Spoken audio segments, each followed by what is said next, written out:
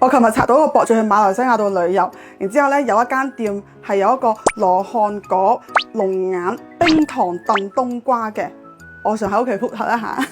呢個冬瓜茶一聽起身就好消暑，好適合依家咁熱嘅天時飲，同埋食熱氣嘢食得多都可以煲嚟飲下。冬瓜、羅漢果、冰糖都有啦，然之後佢龍眼呢，我覺得係用龍眼乾嘅，因為龍眼乾呢，佢係溫噶嘛，呢啲食材佢都係涼嘅，佢哋其實係可以相互中和一下。我哋放多啲，加啲蜜棗，我哋等一陣就係放少一啲冰糖啦。啲青皮冬瓜呢，我哋大皮將佢切細塊，大皮煲先好，其實好似煲湯咁嘅。羅漢果烤爆咗之後，我哋將佢搣開一下，等佢好出味。羅漢果啲殼都可以放埋去煲嘅。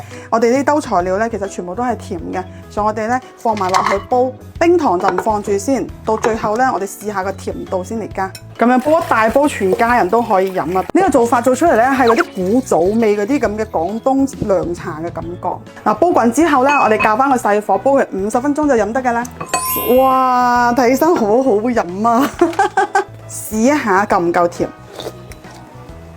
如果齋咁飲已經好夠甜啦，不過我諗住咧，等陣要加啲冰去冰爽一下飲，所以我覺得仲係加啲咁多冰糖嚇，因為啲冰一溝佢咧就唔甜噶啦。如果你飲熱飲咧，就呢個配比就自然嘅甜味已經係完全夠啦。我哋煲多佢幾分鐘，等啲糖溶就得啦。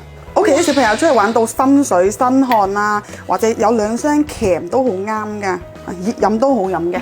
咁如果你想飲凍咧，我哋切走呢個西瓜皮佢，唔係冬瓜皮，然之後將佢放入我哋啲杯度，戒爛啲咧，等陣容易啜上嚟食啊！個底度放啲冬瓜咧，就好有冬瓜茶嘅味啊！跟住加啲冰佢先爽啊！再將攤凍咗啲冬瓜茶倒入去，嗱呢一杯羅漢果冬瓜茶咧嘅凍飲就搞掂啦！小朋友出去野營咧都好適合整呢個冬瓜茶，啖啖都飲得到啲冬瓜肉啊，好清爽啊！咁樣煲，你哋都要試下啊！我哋中式嘅古早味夏日特飲，啜大力啲先啜得到嘅，條吸會有啲長，可唔可以飲啊？